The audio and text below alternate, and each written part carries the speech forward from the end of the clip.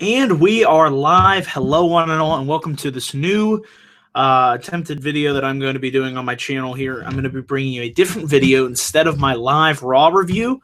Raw last night, guys, I just couldn't, get through watching it. So I figured instead of doing an entire review of the show, because honestly, I just don't feel like the show was worth giving you a full review, what I'm coming up here with is what I've called Raw talking points. And what I'm going to do is, down below in the comment section, I have 3 talking points that I'm going to talk about in relation to the January 9th, 2017 edition of Raw, which emanated live from New Orleans, Louisiana. So like I said, last night I just couldn't take it. Raw was just, to me, another disappointing effort. And when you have a show with The Undertaker and HBK, and, even that can't give you a good show, I just don't know what to say.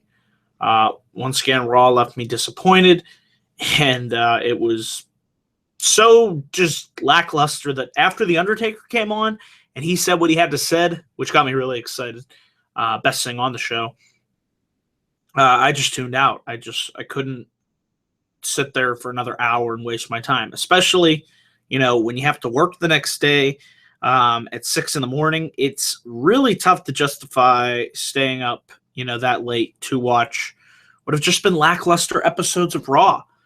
And but I did want to come up here and relay these talking points that I got from last night's episode of Raw. And if you guys notice, wouldn't it be really nice if we could make Raw great again? Just have to put that sign up there. So if you're in the live chat, leave your comments down below on what you thought of Monday Night Raw. Like I said, if I had to give this episode a grade, it would be another D show.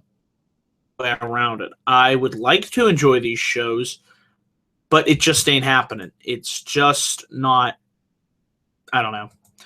They could easily put on a better show if they want to, and we've seen them do that. It's just... And I don't want to come up here, and believe me, in the Guys Wrestling Report this week, I will be discussing with the Lexman the comments from that network series, whatever the hell it was called, JBL and Paul Heyman, and, how they say, oh, we're just bitching and bitching and bitching. But I don't want to bitch. I want to talk positively about this show. And there was some positives about this show, believe it or not. But the negatives to me just outweigh it. I mean, I'm not going to lie and say, oh, I really enjoyed this, when in actuality, I didn't. So, but let's talk about the major talking point coming out of this episode of Raw. We had the return of The Undertaker. And The Undertaker was on Raw for one reason only. And like I said, to me, this was the best part of the show. Undertaker showed up, his entrance, the whole thing, as I said, nothing but 100% respect for what The Undertaker has accomplished and given to the wrestling business. One of the all-time greats. Undertaker made it known. It was short, sweet, and to the point. That's what I loved about his promo, that he will be in the 2017 Royal Rumble. And man, oh man, when he said that, I got really excited. I'm like, I was hoping that's why he would be on Raw. Would have made more sense to have him on SmackDown, but we'll put that aside. But yeah. It'll be great to see The Undertaker in the Royal Rumble match. When was the last time The Undertaker was in the Royal Rumble match? Something tells me, my memory serves me correct, I could be wrong, was it 2008? Which was, I thought, was a good, really good Royal Rumble match, MSG. But if it's been that long, it's like, wow, this is really shaping up to be one of the most, unpredictable Royal Rumbles, and I'm really looking forward to it. So it was great to see Undertaker show up, and I loved how he put Stephanie McMahon in her place. About time somebody goes up to her and says, you don't tell me what to do. I'm The Undertaker, and I will do whatever I want to do. So The Undertaker did that, and then he said, there's 29 holes for 29 souls.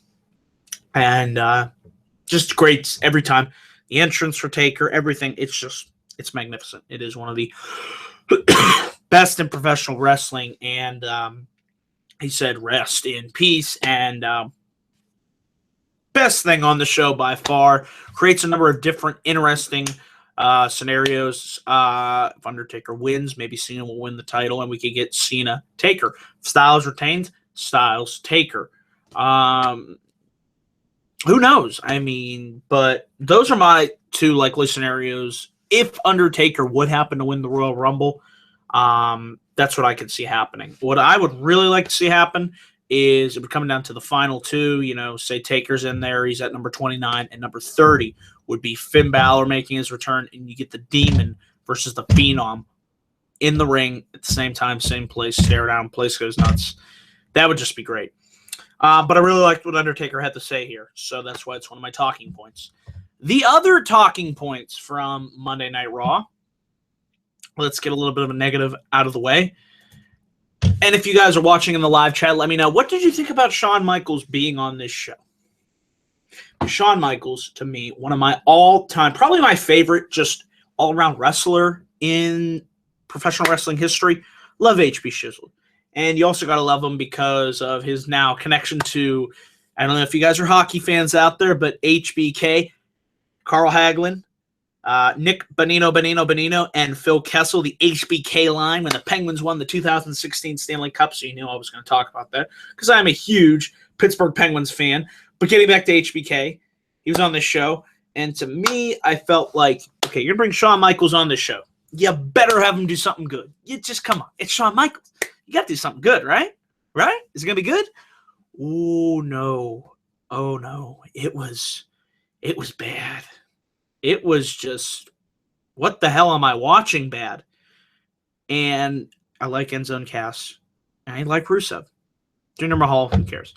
But it's just like, what are you doing? What are you doing? You wasted a Shawn Michaels appearance. I'm sorry.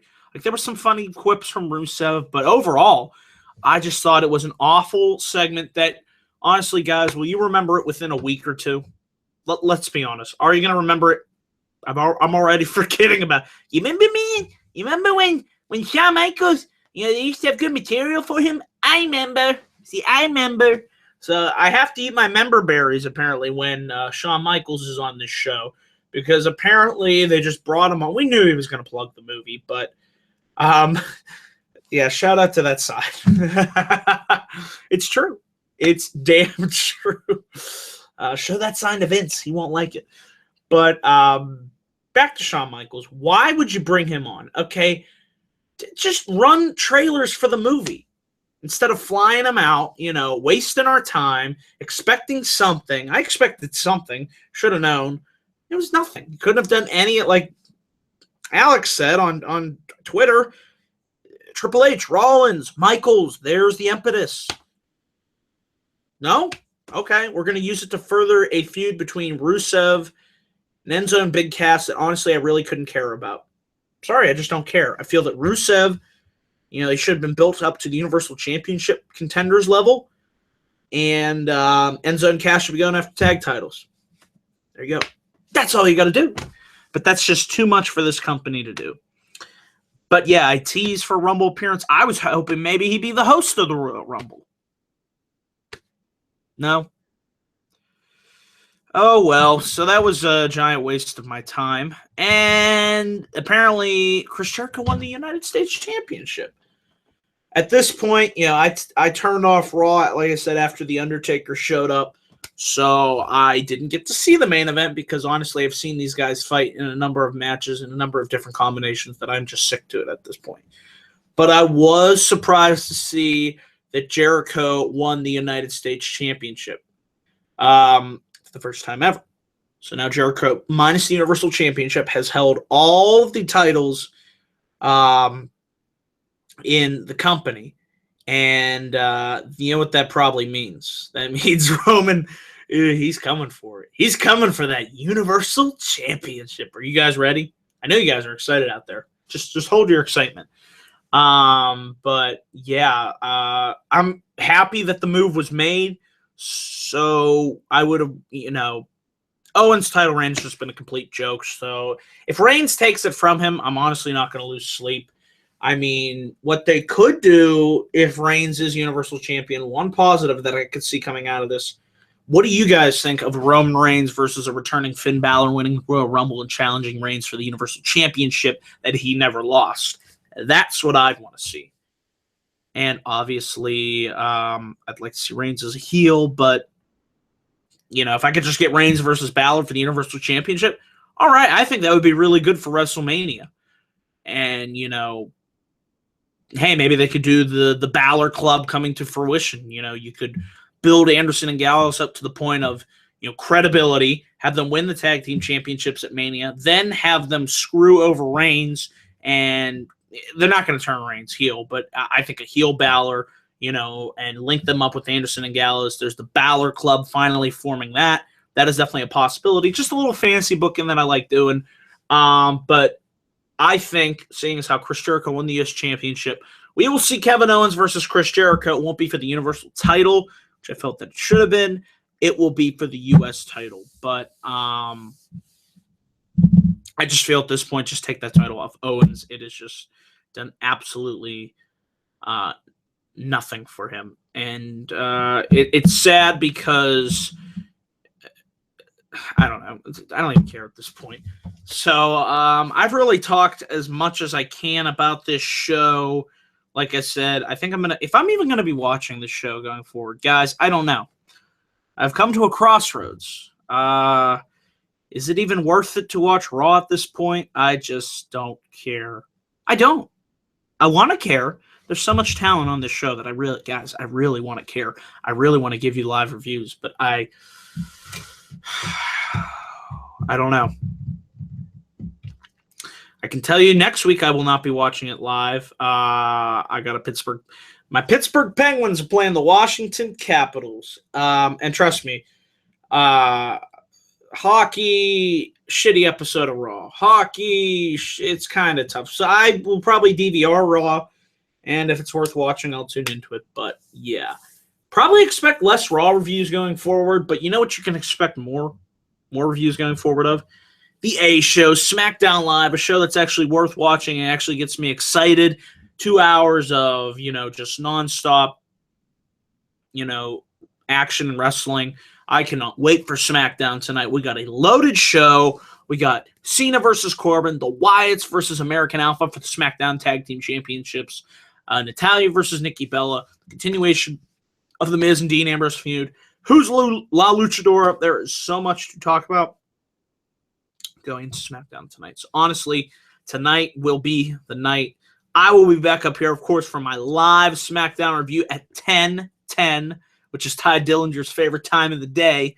So make sure after SmackDown you come on over. We will have a great time, have great dialogue, conversation in live chat. Tell one, tell all. Can't wait for SmackDown. So that's on the docket for tonight, guys. Remember, tomorrow I had to reschedule this video. It's going to be my 30-man Royal Rumble predictions video. It'll be starting at 7 p.m. tomorrow, Wednesday night. I'll be on with Nerd Coalition, my good friend, the Club of the Man 1993, BSP Wrestling Show, and possibly Robbie One Kenobi if he can make it. Hope he can. So that is on the docket for Wednesday. And then, coming up this Saturday, still working on that time with Alex, the Guys of Wrestling Report, Episode 8.